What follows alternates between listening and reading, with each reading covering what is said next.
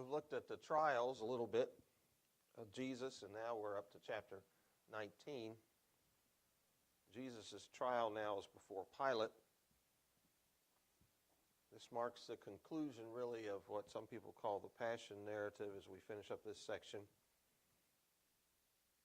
Some might look at it as a tragedy, but really we as Christians, of course, look at this as a victory. The Jews finally attained their goal.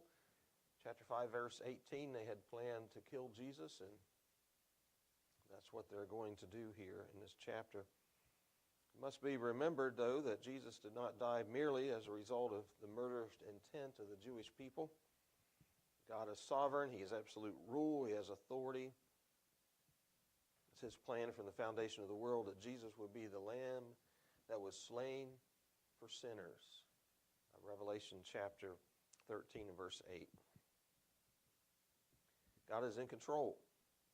He can use the evil that men do to accomplish His ultimate purposes, even when they're involved and unaware of what's going on. Dennis, if you'll have you read here first, John chapter 19, verses 1 through 3. So then Pilate took Jesus and scourged him, and the soldiers twisted a crown of thorns and put it on his head, and they put on him a purple robe. Then they said, "Hail, King of the Jews," and they struck him with their hands. So just get this in our minds, understand what's going on. What's the punishment that's happening now to Jesus? Scourging. Yeah. Talk about that in just a second. And what do the soldiers do to Jesus? They're mocking him. They put a crown of thorns on him. They put a purple robe on him. All of this. And they say, "Oh, hail, King of the Jews." Now, Pilate has already interrogated the Jews, chapter 18, 28 through 32. He's talked to Jesus some already, chapter 18, 33 through 38. And Pilate comes out and basically he says he's not guilty of anything here, any crime before the Jewish people. The governor's attempt to free Jesus through the custom of releasing a prisoner has failed. Jesus' Roman trial opens with a new approach to set him free. And Pilate went back into the praetorium where Jesus was. He ordered him to be scourged and hoped that this will be enough. He doesn't really want to kill him. Maybe this will be enough to appease these people and deal with this. Maybe this will satisfy these people. Both Pilate and Herod had examined Jesus. Neither have found him guilty, especially of these charges. These charges leveled by the chief priest. Pilate says, "I will punish him and release him," Luke 23 and 16.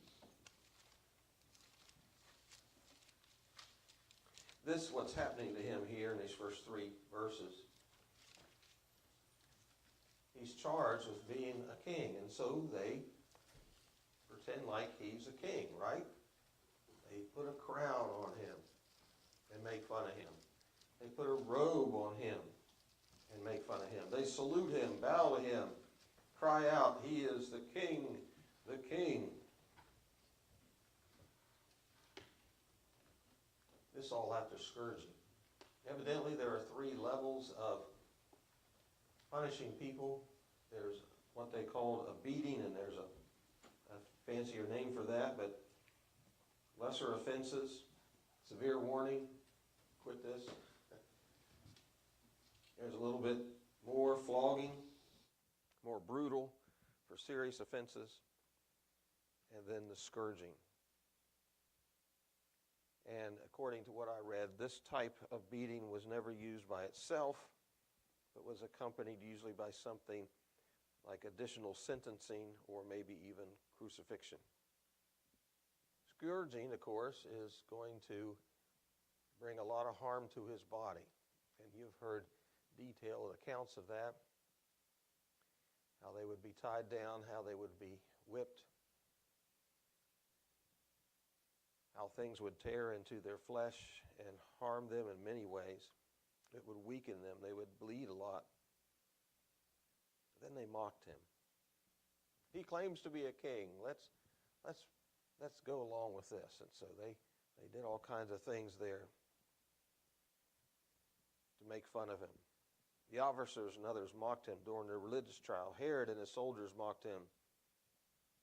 And now Pilate's soldiers mock him.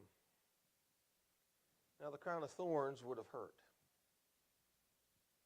But the scourging, I don't know how much he felt all that with all of his back being open and bleeding. Certainly there would have been something there, but the mockery is there. The crown is there. He's bleeding from his head. Purple robe there, kind of like a military cloak worn by the military or emperors or something. They're saluting him. They're making fun of him. They kept on coming up to him again and again. The NIV says in verse 3, "Hail, King of the Jews," and subjecting him to slaps on the face. They bowed before Jesus. They spoke to him with greetings appropriate for an emperor. But instead of giving him kisses, they struck him. Matthew's account, Matthew 27:29. Mark's account, Mark 15:19. They spat on him and struck him with a rod, that scepter that they had in his hand, to make it look like he was some sort of king that, could have power there with his scepter. They used that to strike him. John clarifies that the charge against Jesus is that he claimed to be a king. But what they don't realize, of course, is that he is the king, isn't he? Revelation 17.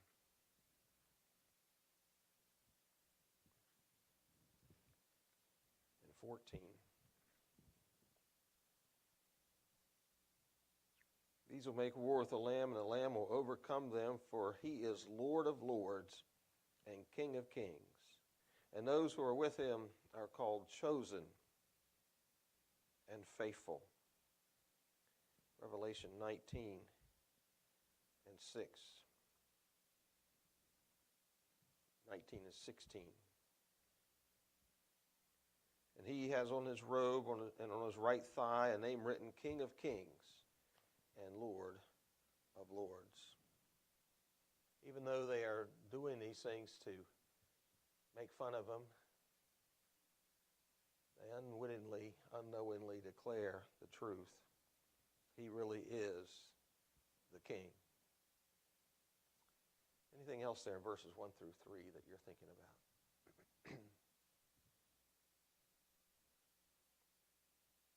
Yes, sir.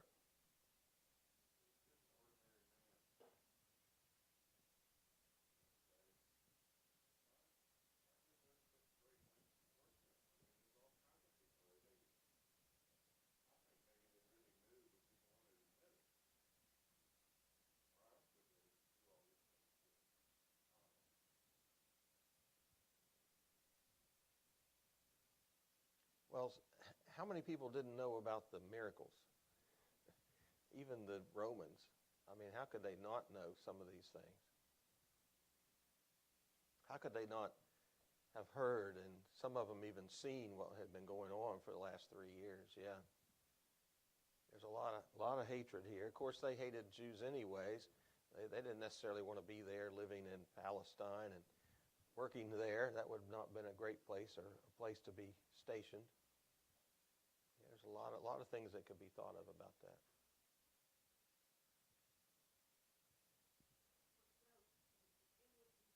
Who he was, that he was experiencing those things. They, it's like, what if I hear the truth and I don't want to believe it?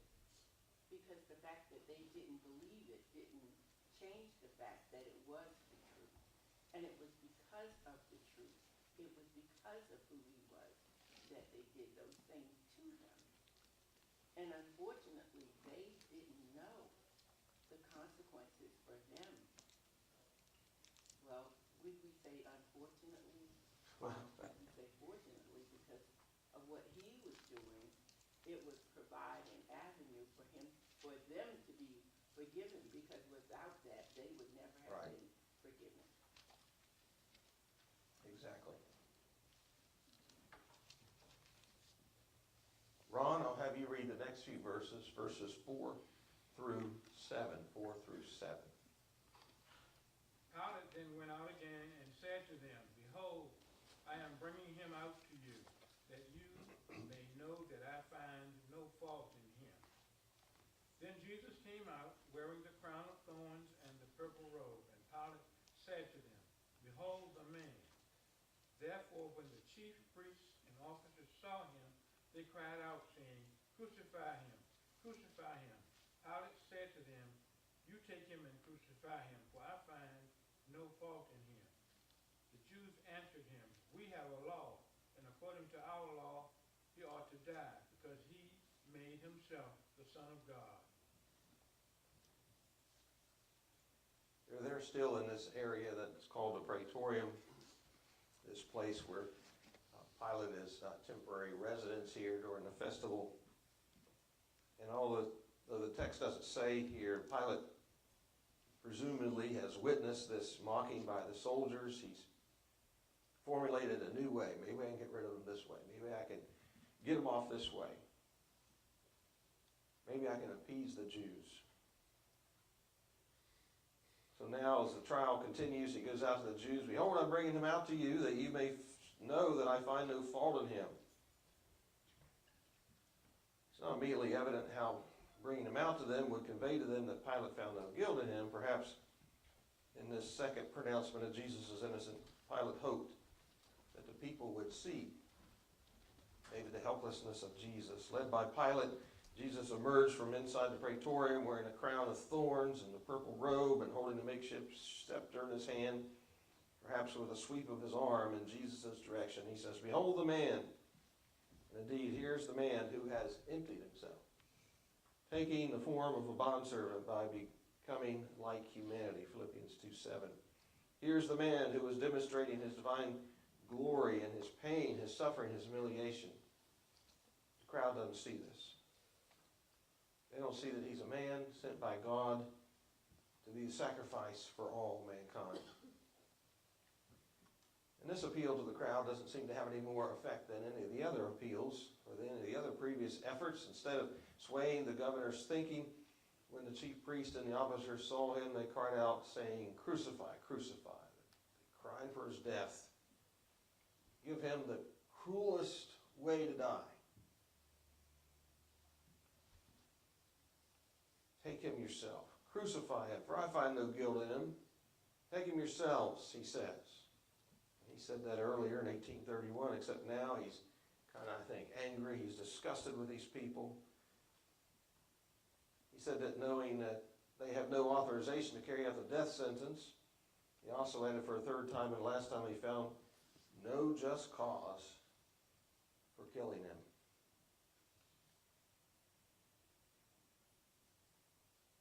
They're not going to give up, though.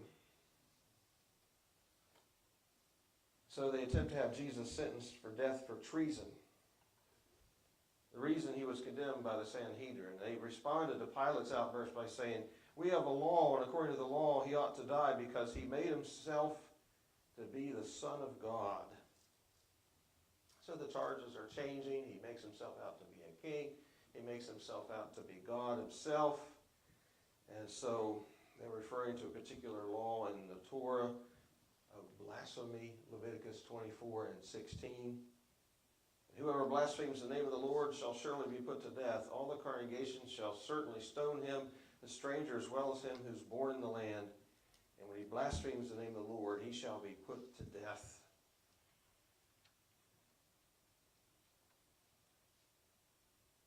Anything else in 4 through 7 that you see or thinking about?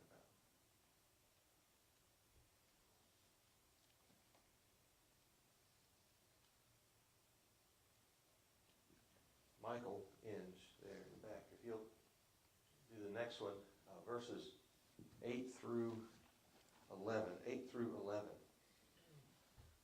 Therefore Pilate heard that saying. He was more afraid and went again into Praetorium and said to Jesus, Where are you from? But Jesus gave him no answer. And Pilate said to him, not know that I have power to crucify you and power to release you? Jesus answered, you could have no power at all against me unless it had been given you from me. Therefore, the one who delivered me to you has the greater sin. So he hears this new charge. It says he's even more scared now than what he was before. Statement suggests that he's already fearful, yet there's no explicit prior reference. Given Pilate's hesitancy in his decisions, it's likely that he has experienced fear in the past here with all this going on. The reason for Pilate's fear is not given in the text. Many suppose that he's having some sort of superstition here going on. Maybe he's dealing with somebody else besides a regular prisoner. His wife, we know, has warned him about not having anything to do with him. And also fear of political concerns. They can turn him into the Romans that are above him and make complaints and make it hard for him and difficult for him and his family. And so there's some fear going on in his life. Therefore, the governor entered the praetorium again. His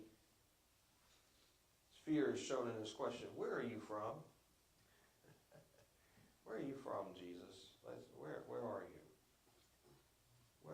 Who am I dealing with here? And Jesus doesn't give an answer. Pilate wanted to know, are you a divine being? Are you a human being? His silence continues throughout the interrogations. He fulfills the language of Isaiah as the suffering servant. Isaiah 53. Verse 7. He was oppressed and he was afflicted. Yet he opened not his mouth. He was led as a lamb to the slaughter, and as a sheep before the shears is silent, so he opened not his mouth. 1 Peter chapter 2, verse 22.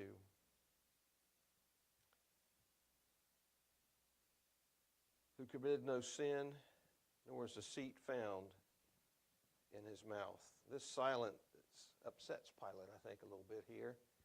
Pilate, frustrated with the silence, reminds Jesus again, I have authority over you. Don't you know that? Don't you know I could crucify you? And Jesus finally speaks. The authority that you're given is actually a gift from above, the God of heaven. God is allowing these events. Doesn't mean he approves of them or approves that what the Jewish people are doing here. The actions really of Judas, the Jews, and Pilate were not predetermined by God. All these could have been done otherwise because they were morally free. But since their decisions were made from their own free will, they were guilty of evil. And then so Jesus makes an interesting statement here. Who had committed the greater sin? So who was it that had committed the greater sin? Well, since the same word delivered is used twice there in connection with the Jewish leaders delivering him to Pilate, chapter 18, verse 30, chapter 18, verse 35, it appears he's talking about the greater sin as those who have given him over to the Romans. Could be specifically talking about Caiaphas, because authority is given to you by God. You delivered me to Pilate for sentencing, and so could be that. Probably the Jewish leaders there, specifically probably Caiaphas. They had the scriptures. They had a greater knowledge of God's plan for the Messiah. They should know better than what they're doing, but yet here they are, delivering him over to be killed. Any comments on that, the greater sin? Or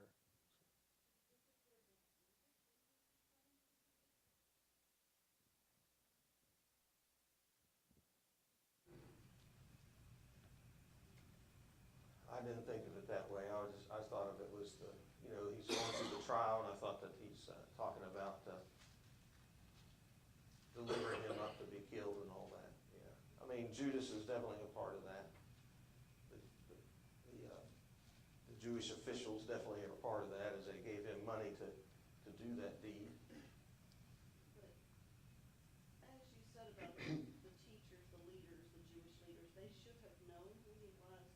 They should have not wanted to. They were teachers in the law, and in James it says that teachers will have a stricter judgment.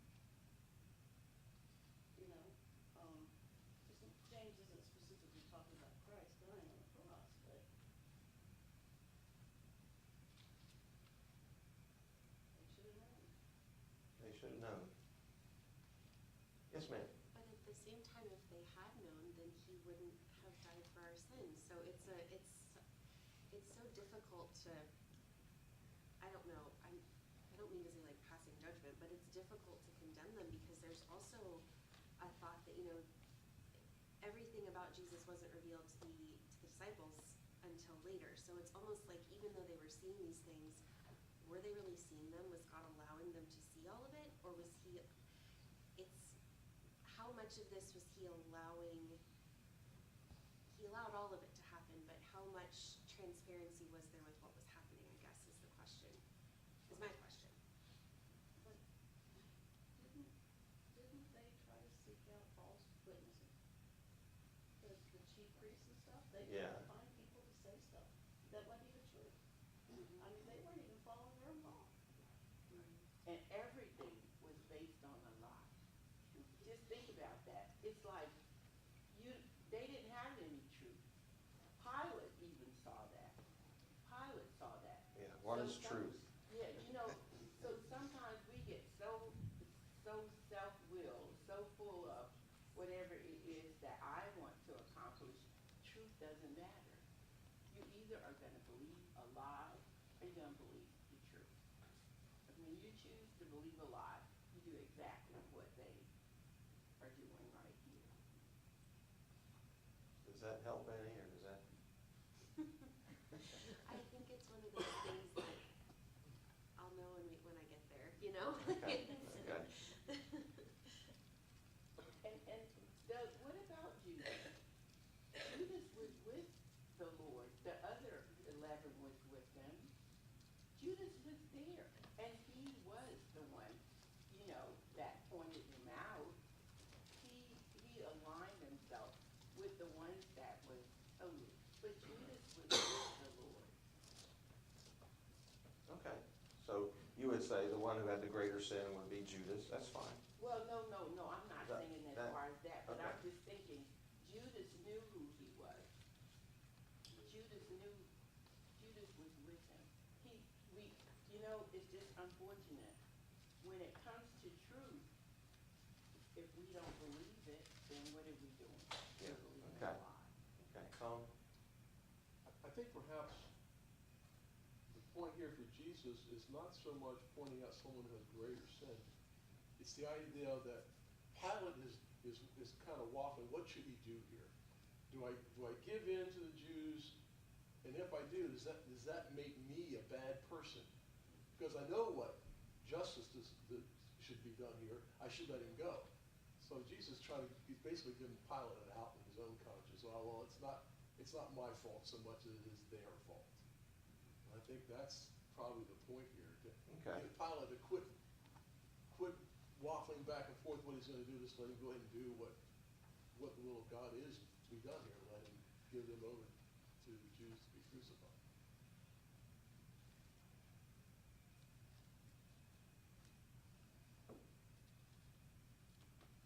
Right. Interesting.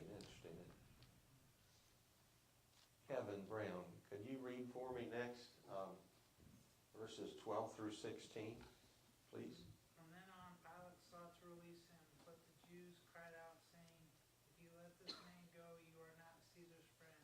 Whoever makes himself a king speaks against Caesar." When Pilate therefore heard that saying, he brought Jesus out and sat down in the judgment seat in a place that is called the Pavement, but the Hebrew Gabbatha. Now it was the preparation day of the Passover, and about the 6th hour he said to the Jews, "Behold your king." But they cried out, away with him, crucify him." Pilate said to them, "Shall I crucify your king?" Chief priests answered, "We have no king but Caesar." Then he delivered him to them to be crucified. Then they took Jesus and led him away. All right, thank you. So again, he's trying again to release Jesus. The verb translated sought, New King James made efforts, New American Standard is an imperfect, meaning was seeking, emphasizing that he undertook a series of things to to get him released. We don't know exactly what all those were other than what's been said. If only Pilate had possessed more courage, if he only had more character, he could have set him free. Jews protested. They shouted against the release. If you let this man do, you're not Caesar's friend. Whoever made himself a king speaks against Caesar. Here's another threat. We're going to bring up some charges against you. And you're not, so, wow. Having heard the threat from the Jews, Pilate settled his fate. He didn't respond. He begins to prepare for the end of the trial. He brought Jesus out. He sits down on a judgment seat, and he says, "Behold, your king." And that doesn't go well either. They cry out again, verse 15, "Away with him, away with him, crucify him. We have no king but Caesar," which is really sad, isn't it? Very sad.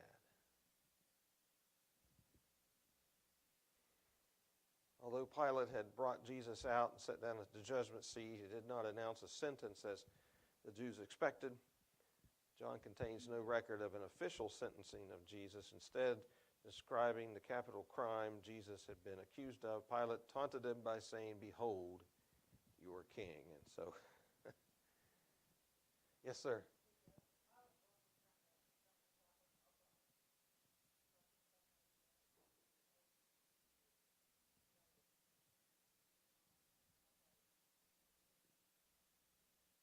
That's right. Very good. Yeah, we talked about that a little bit last week because that's partly why he's in town. They've got extra people there. That's why there were so many to get him in the garden. There's a lot going on, isn't there? A lot of things happening. Thank you. Let's review some of this with questions, and then we'll keep going. How does the crowd respond when they see Jesus?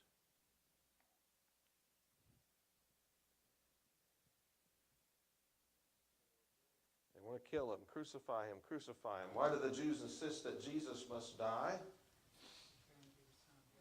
He claims to be the Son of God. How does Pilate react to the news that Jesus claims to be the Son of God? He's afraid. He's afraid. Questions Jesus again. What does Jesus say when Pilate asks him, "Why is he silent?"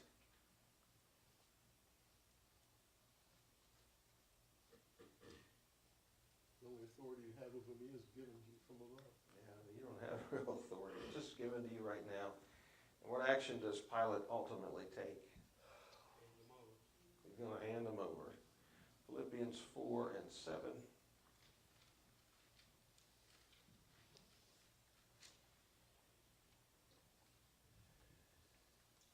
The peace of God, which surpasses all understanding, will guard your hearts and minds through Jesus Christ. And so what way can Christians exhibit the kind of peace during their own injustices that they deal with? How could we exhibit peace as we deal with difficult circumstances in life? Jesus didn't answer back to otherness. He kept his mouth shut. Philippians 4:6 says, "Be anxious for nothing, but in everything through prayer and supplication, make your requests made known unto God. And then the peace of God, which surpasses all understanding." So we should pray. Good, good. You give everything to God and there's something to worry about. He's going to take care of you.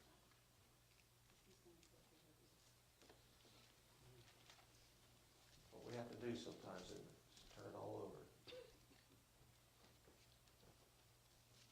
Anything else through verse 16?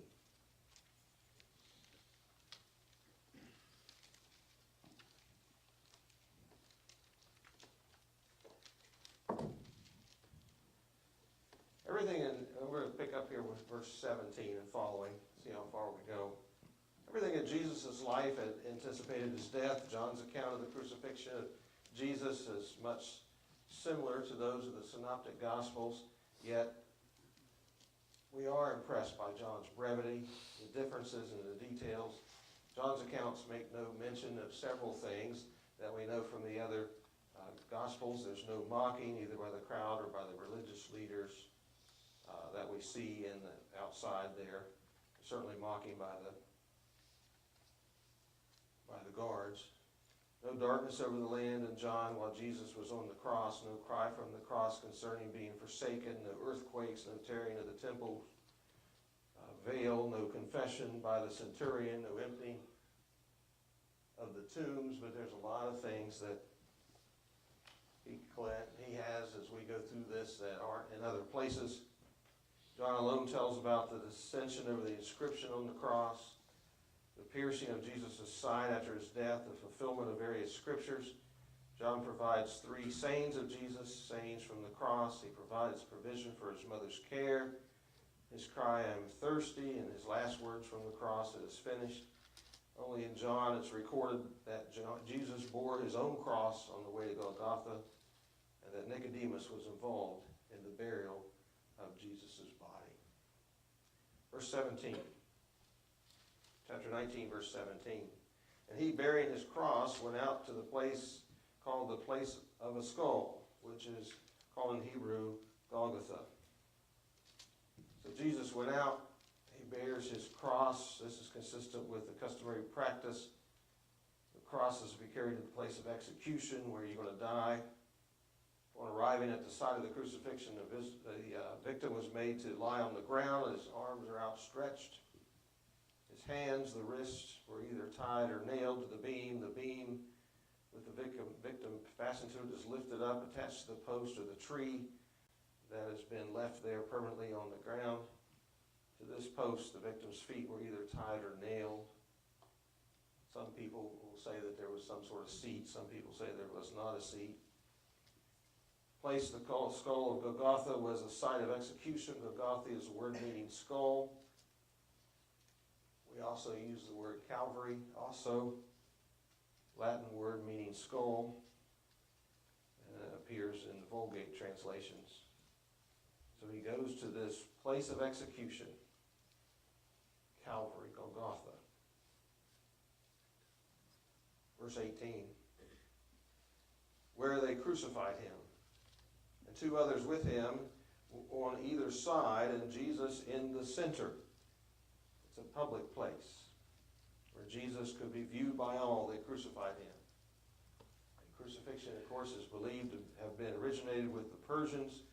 It was a death penalty for the worst criminals. The victim was a public spectacle left to die of exposure and exhaustion, and then oftentimes just left there until they needed that cross again. Just be there for the vultures. John uses brevity in his narrative, simply says where they crucified him. So he doesn't go into what some of the other ones do. He doesn't go into the detail of like Psalm 22. 2 other men were crucified at the same time. They were placed on either side with Jesus in between. Psalm 22:16, for dogs have surrounded me. The congregation of the wicked has enclosed me. They pierced my hands and my feet. Isaiah 53 and verse 12. He was numbered with the transgressors. He bore the sin of many and made intercession for the transgressor.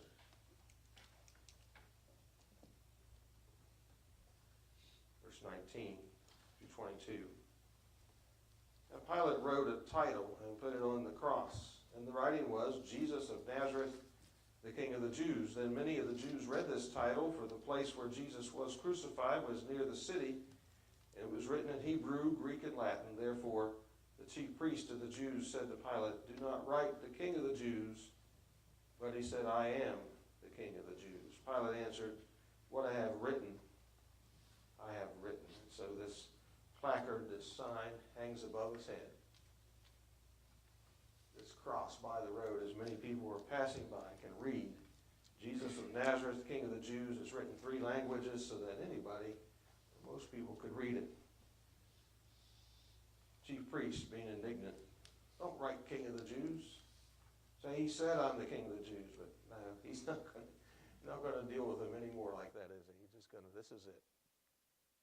This is the way it is.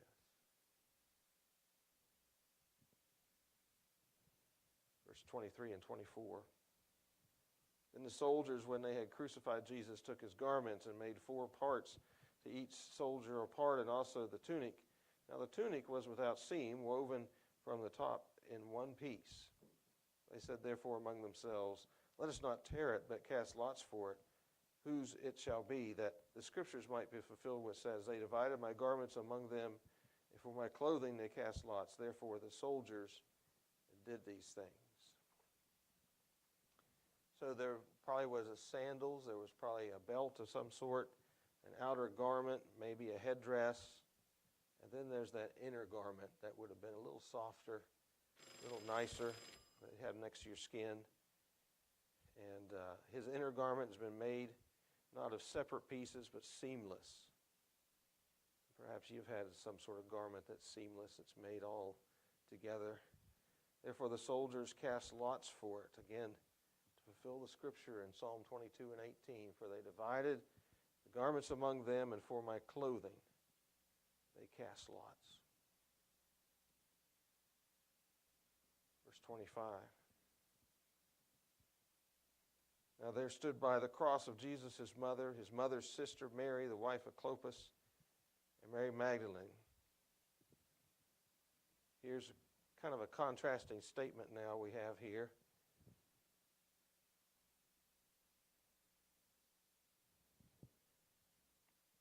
Contrast everything that's going on. The soldiers were insensitive. They're dividing up the clothes. The women may be in tears. They may be in prayer. There's Mary, the mother of Jesus. Mary's sister is not named here, but she's identified as Salome, Mark 15:40. Mary, the wife of Clopas, the mother of James and Joseph, Matthew 27:56. Mary Magdalene, from whom 7 demons had gone out, Luke 8 and 2.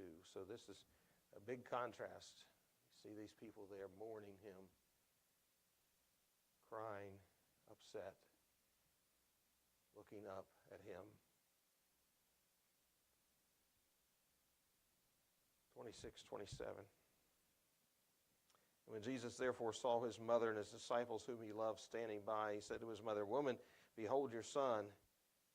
Then he said to the disciple, Behold your mother. And from that hour that disciple took her to his own house. So there's not just the women, there's a man standing there too. John is standing there. Throughout the gospel, of course, we've talked about this many times. It's presented there and quietly, the disciple whom Jesus loved.